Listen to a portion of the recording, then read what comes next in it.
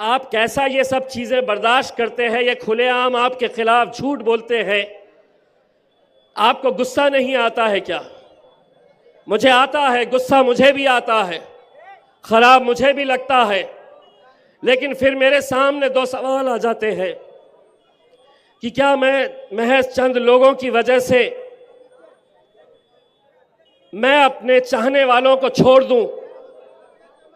मेरे सामने ये सवाल आता है कि कितने लोग ऐसे हैं यहां पर इस शहर के अंदर जिनकी सुबह दोपहर शाम सिर्फ एक ही नाम से चलती है, जिनका धंधा, जिनका कारोबार, जिनकी राजनीति, जिनकी सियासत सिर्फ एक ही नाम से चलती है और वो नाम है इम्तियाज जलील।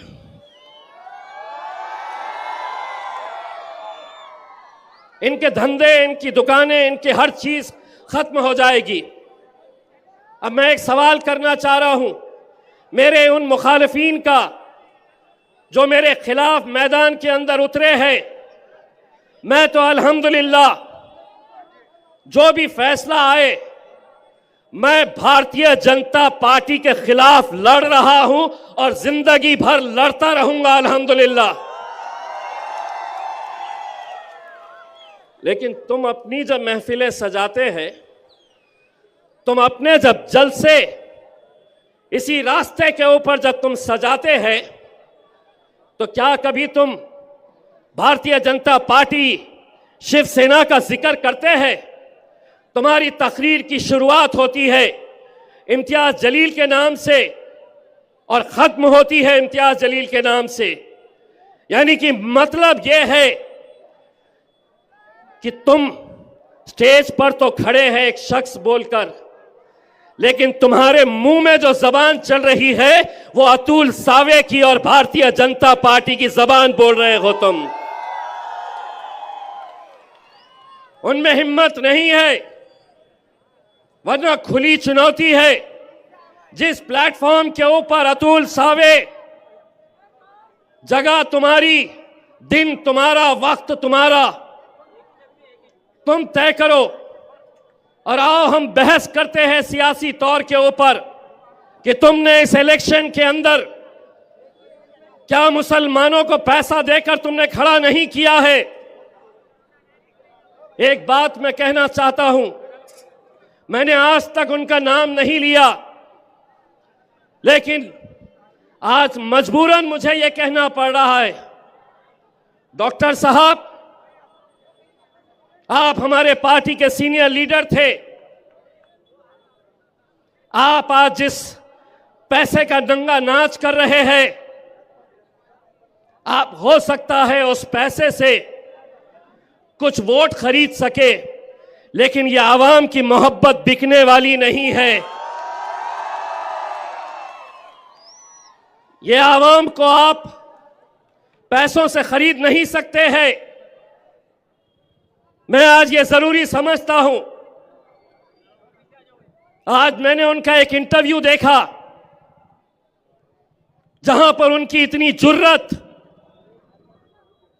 कि वो मेरे कायद बैरिस्टर असदुद्दीन अवैसी साहब के बारे में किस तरह के लहजे का इस्तेमाल कर रहे। यकीन मानिए, हम हर चीज बर्दाश्त कर सकते हैं, लेकिन असदुद्दीन अवैसी हमारे बड़े भाई अगर हिंदुस्तान के अंदर सियासी बेदारी अगर पैदा करने का काम किए हैं, नौजवानों में सियासी शऊर जिन्होंने लेकर आए, उस शख्स के खिलाफ तुम इतने बड़े हो गए कि तुम उनके खिलाफ गाली का इस्तेमाल कर रहे, गलत लहजे का इस्तेमाल कर रहे। और किस लिए? मैंने 10 साल पार्टी के लिए काम किया।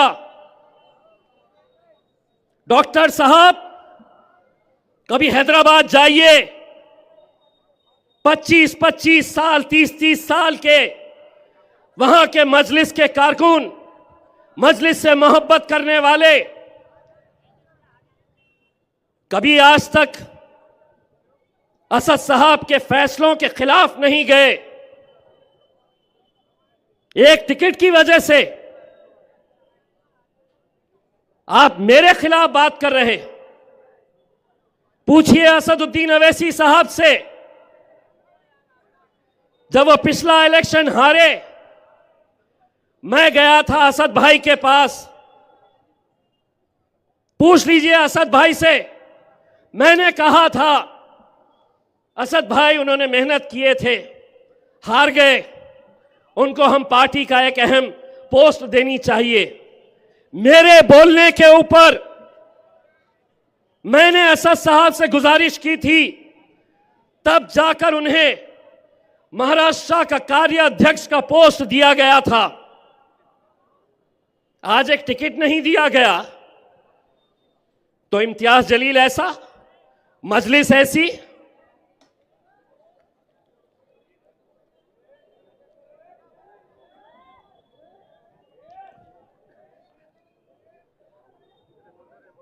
मजलिस ऐसी, असदुद्दीन अवैसी साहब ऐसे।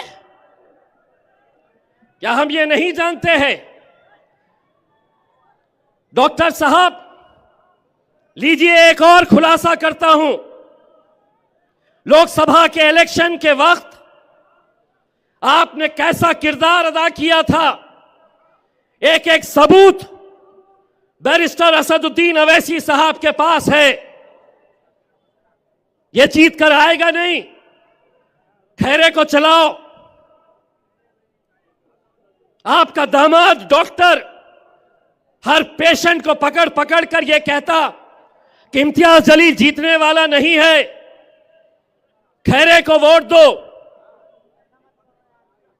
हद तो यह हो गई कि यही डॉक्टर शाहगंज की किसी सभा में, जहां असदुद्दीन अवैसी साहब आने वाले थे, वहां पर बैनर के ऊपर साहब की तस्वीर नहीं नजर आई। 3 दिन तक स्टेज पर बैठे बैठे असद साहब डॉक्टर साहब का फोन लगा रहे कि हो गई होगी गलती, लेकिन अपनी एक तस्वीर के लिए तुम साहब का फोन नहीं उठा रहे, मेरे असद भाई का फोन नहीं उठा रहे। कौन से तुम्हारी शाहरुख खान के जैसी तस्वीर है जो लगाना चाहिए था वहां पे?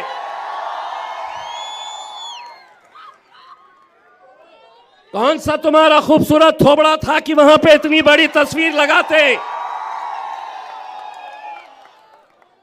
कई जगह पर कई ऐसे लोग हैं जो हमारे, लेकिन अगर इतनी बड़ी पोस्ट के ऊपर बैठा हुआ शख्स अपने खायत का फोन नहीं उठा रहा क्योंकि किसी ने उनके ऐसे पोस्टर के ऊपर उनका तस्वीर नहीं लगाई, तो सोचिए उसकी ज़हनियत कैसी होगी। यकीन मानिए, डॉक्टर साहब जिस तालीमी इदारों को औरंगाबाद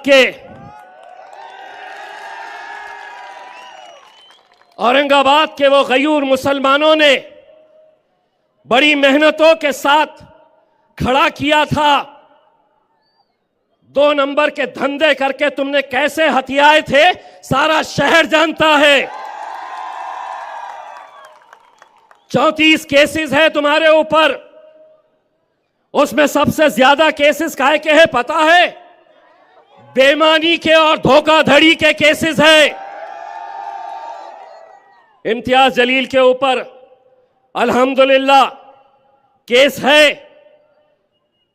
तो कहीं किसी शराब की दुकान को लेकर, कहीं गरीबों की मदद कोरोना के वक्त में करने के लिए, कहीं आदर्श का घोटाला जब हुआ, आंसू गैस छोड़े गए, वो मोर्चे की वजह से।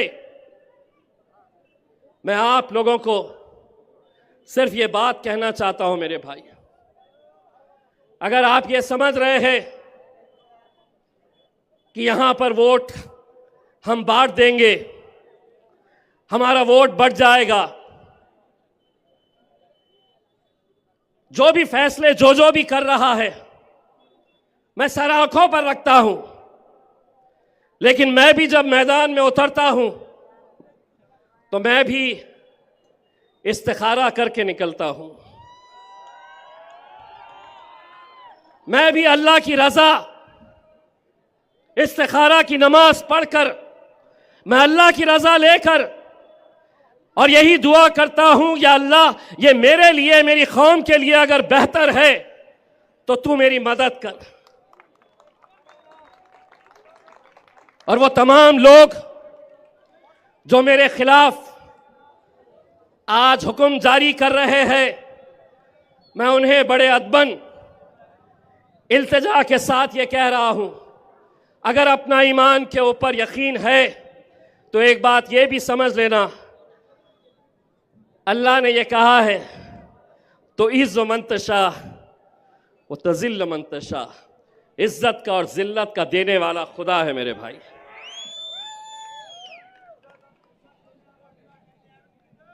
आज हमने यकीनन जब सभी लोगों को ये लगने लगा कि ईस्ट की सीट यहां से भारतीय जनता पार्टी निकाल सकती है, ये डॉक्टर ने इल्जाम लगाया कि इम्तियाज जलील ईस्ट से अतुल सावे को जिताने के लिए सबसे कमजोर उम्मीदवार देने वाला है। यह है सबसे कमजोर उम्मीदवार, मैं हूं सबसे कमजोर उम्मीदवार। नहीं डॉक्टर साहब, थोड़ा सब्र कर लेते। यकीन मानिए उस वक्त तो कोई फैसला भी नहीं हुआ था कि कौन कहां से लड़ेगा। मैंने तो असद भाई को ख्वाहिश जाहिर की थी कि असद भाई मुझे आप गंगापुर से लड़ा दे, मुंबई से लड़ा दे, बीड़ से लड़ा दे, लेकिन असद भाई ने एक सर्वे करके ये किया था कि नहीं तुम यहां से लड़ना। हम लड़े। जब यहां पे एक माहौल तैयार हो गया, हमारा मराठा समाज जब अतुल सावे के पूरे खिलाफ में चला गया, और जाना भी चाहिए, जिस जरंगे पाटिल ने मराठा समाज को बेदार किया, एक छोटे से गांव का एक मामूली सा आदमी अपने कौम के लिए, अपने समाज के लिए जब लड़ता है तो कैसा पूरा समाज आग बंद करके उसके पीछे चला जाता है।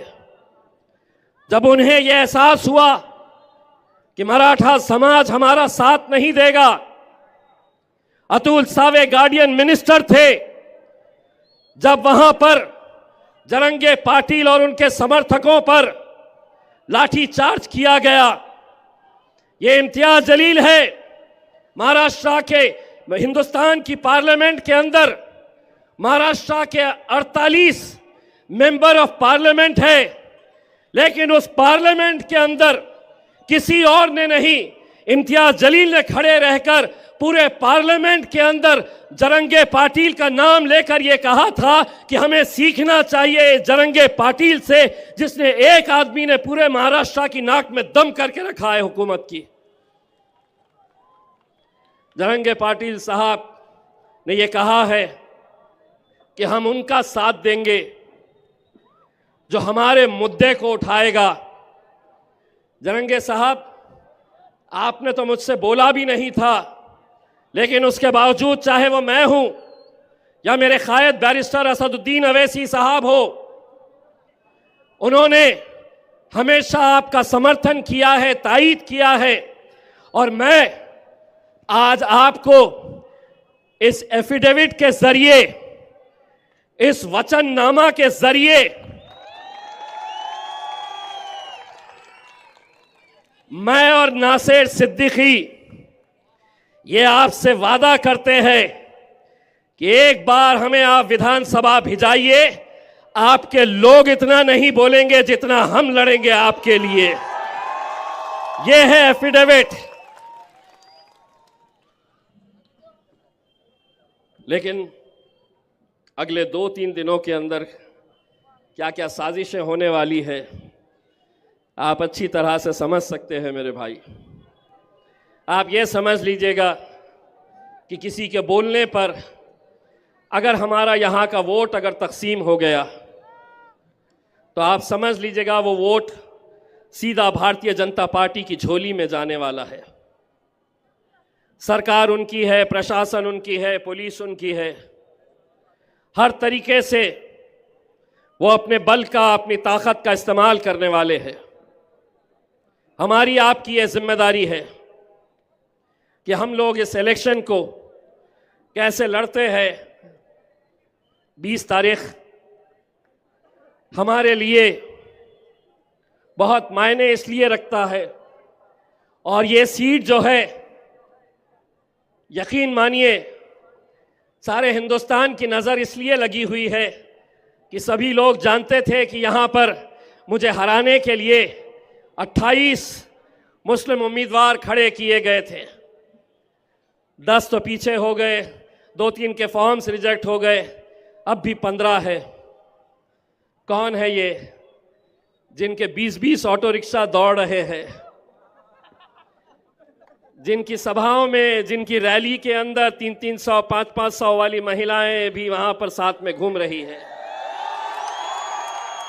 कौन दे रहा है ये पैसा? कहां से आ रहा है ये पैसा? हम सबको ये सब मालूम है, लेकिन अगर हम बढ़ गए तो शायद 5 महीने पहले जो हमारी ख्वाहिश थी, जो हम बेसब्री से इंतजार कर रहे थे कि किराड़पुरे से जुलूस निकलेगा, यहां पर रंग खेले जाएंगे, यहां पे ढोल ताशे बजाए जाएंगे, अल्लाह ने हमें मौका नहीं दिया। लेकिन हम अल्लाह की मसलहत, अल्लाह की रजामंदी, जो भी फैसला है, मैं हमेशा ये बात कहता हूं, हमारा काम सिर्फ मेहनत करना है। जीत और हार का फैसला मेरे भाई अपने रब के ऊपर छोड़ना। हम सिर्फ मेहनत करें। मैं असद भाई, मैं आपको आज एक बात कहना चाहता हूं। मैंने अल्हम्दुलिल्लाह 10 साल ये आवाम ने मुझे सीने से लगाए रखा, मुझे अपना बेटा समझा, अपना भाई समझा, और मैंने जितना हो सकता है मैंने उनके लिए जो कुछ भी बन सकता है। कोई भी इंसान मेरे भाई परफेक्ट नहीं होता है। मैं कोई फरिश्ता नहीं हूँ, मैं भी इंसान हूँ, गलतियाँ मुझसे भी होती है। लेकिन 6 साल पहले किसी की शादी में नहीं आया तो नाराज़, किसी की दुकान के उद्घाटन के लिए नहीं पहुंच सका तो नाराज़। हम कब तक ऐसी छोटी छोटी बातों की वजह से हमारी जो बड़ा लक्ष्य है उसको हम खो देंगे? 22 मार्च 2022 ये वो दिन है जब मैंने अपनी दुनिया खो दिया था। 22 मार्च 2022 को तकरीबन 20 दिन पहले रात के 10 बजे का वक्त मैं मेरी वालदा के साथ हंसी मजाक कर रहा था। ज़रा भी ऐसा लगा नहीं था कि आगे क्या होने वाला है। मैंने कहा कि मम्मी मुझे एक दावत में जाना है, मैं दावत में जाके वापस आता हूँ। और मैं चला गया। मुझे घर पहुँचने में लेट हुआ। मेरी वालदा मेरे बहन के पास थी, वो अपने घर चले गई। दूसरे दिन मेरे भाई का फ़ोन आता है कि वालदा को ब्रेन स्ट्रोक हुआ है। वो 20 दिन अस्पताल में कैसे हमने निकाले। मुझे ऐसा लगता है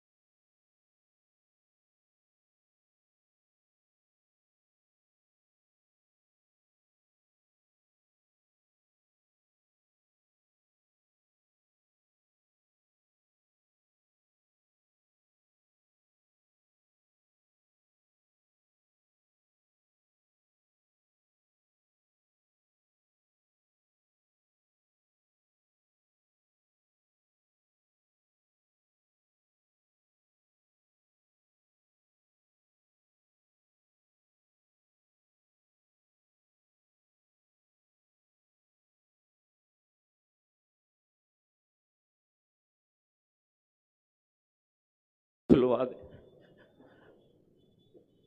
मैं पूरा वक्त मेरी माँ को देना चाहता था।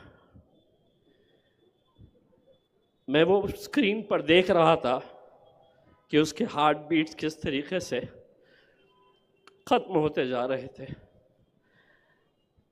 शायद वो अपने बच्चे की आवाज़ खामोशी में भी सुन रही थी कि ये सब छोड़ना चाहता है, अपनी आवाम की मोहब्बत, ना उसको एमपी चाहिए ना एमएलए चाहिए, वो मेरे साथ रहना चाहता है। मैंने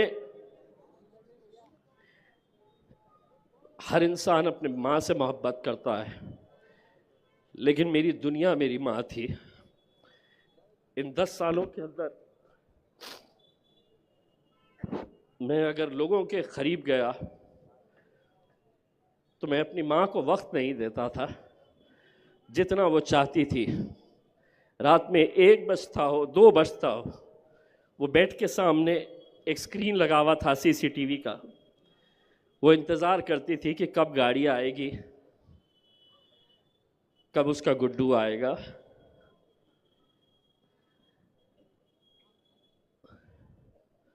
दोस्तों, और अगर उस दिन मेरी माँ आँख खोल देती तो शायद मैं सियासत में नहीं रहता।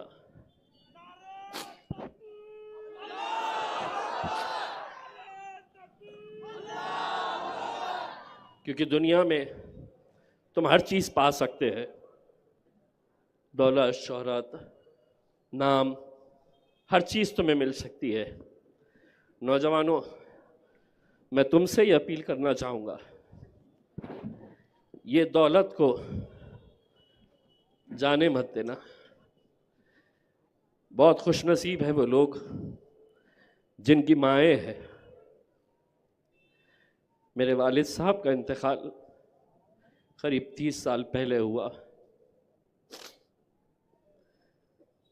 तो मुझे बड़ा एक भाई की हैसियत से, नतीजा कुछ भी आए, एक बात यहाँ से ज़रूर लेकर जाना, मुझे वोट देना नहीं देना, मुझे इतना अफसोस नहीं होगा, लेकिन कभी किसी की माँ मिल जाए मुझे और वो मुझसे अगर ये कहे कि बेटा तुम्हारे बोलने की वजह से हमारा बेटा अब हमें मोहब्बत से देखता है, गले लगाता है, प्यार करता है, तो मैं समझूंगा इसमें मेरी जीत है। मेरे भाइयों,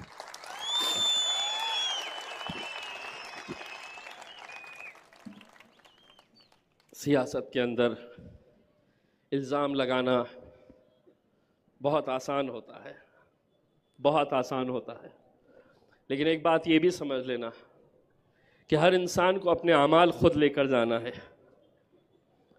आपके अमाल आपके साथ जाएंगे, मेरे अमाल मेरे साथ जाएंगे। अगर कोई गुनाह हो रहा है मेरे से, तो ऐसा नहीं है उसकी सज़ा मैं आपको दिलवाऊं। ऊपर वाला हर चीज़ पे नज़र रखता है, और ये फ़ैसले जब मैं लोगों के मुंह से सुनता हूं कि इम्तियाज़ जलील ने ऐसा किया है, इम्तियाज़ जलील, मैं शुरुआत में बहुत मुझे भी ख़राब लगता था कि कैसे बेबुनियाद इल्ज़ाम मुझ पर लगाए जा रहे हैं, कैसा कहते हैं। अलग अलग तरह की बातें जब मैं सुनता हूँ, कहीं ना कहीं मुझे भी लगता है कि चलिए ये बोलने वाले कितने होंगे, 10 लोग, 20 लोग, 25 लोग, 50 लोग, 100 लोग हो सकते हैं, 200 लोग हो सकते हैं, लेकिन अल्हम्दुलिल्लाह इन 10 सालों के बाद भी अगर इनकी मोहब्बत में कमी नहीं आई है तो मुझे उन 100 लोगों की परवाह नहीं है मेरे भाई। मैं आप लोगों की मोहब्बत के सहारे, मैं आप लोगों की मोहब्बत के सहारे यकीनन इस इलेक्शन के अंदर जो भी हो, आप जीतेंगे या आप हारेंगे, लेकिन औरंगाबाद वो मुकाम है कि जहाँ पर हमें इस बात का फ़ख्र है कि हमने एक इत्तेहाद की मिसाल यहाँ पर क़ायम की है। यहाँ से हम MLA जीते, यहाँ से हम MP बनकर गए, पूरे हिंदुस्तान को दिखाए हमने कि हमारा इत्तेहाद क्या हो सकता है। किसी की नाराज़गी इम्तियाज़ जलील से अगर हो सकती है तो इम्तियाज़ जलील के ख़िलाफ़ आप फ़ैसला लें, लेकिन मेरे छोटे भाई नासिर सिद्दीकी का क्या कसूर है? नासिर सिद्दीकी के लिए क्यों नहीं आवाज़ उठाई गई? हम जीत रहे हैं मेरे भाई, इंशाअल्लाह नासिर सिद्दीकी औरंगाबाद से MLA बनकर ज़रूर जाएगा मेरे भाई, ज़रूर जाएगा। बस आप लोगों से इतनी इल्तिजा करना चाहूँगा कि 20 तारीख के दिन अगर हमारा वोटिंग परसेंटेज अगर 80% से कम है तो आप समझ लीजिएगा कि 23 तारीख तक इंतज़ार करने की ज़रूरत नहीं रहेगी।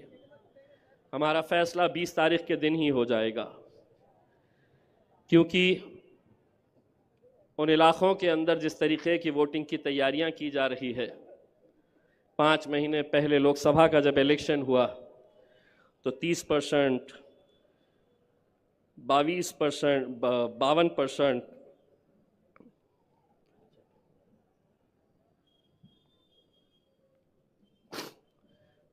ऐसे ऐसे आंकड़े हमारे सामने आए। क्या वजह है कि बाकी के 45%, 48% लोग क्यों वोट डालने के लिए नहीं जाते हैं? आप निकलिए मेरे भाइयों, इलेक्शन के दिन बहुत साजिशें होने वाली है, बहुत हथकंडे। और भी है ना सर, वो भी कर ले भी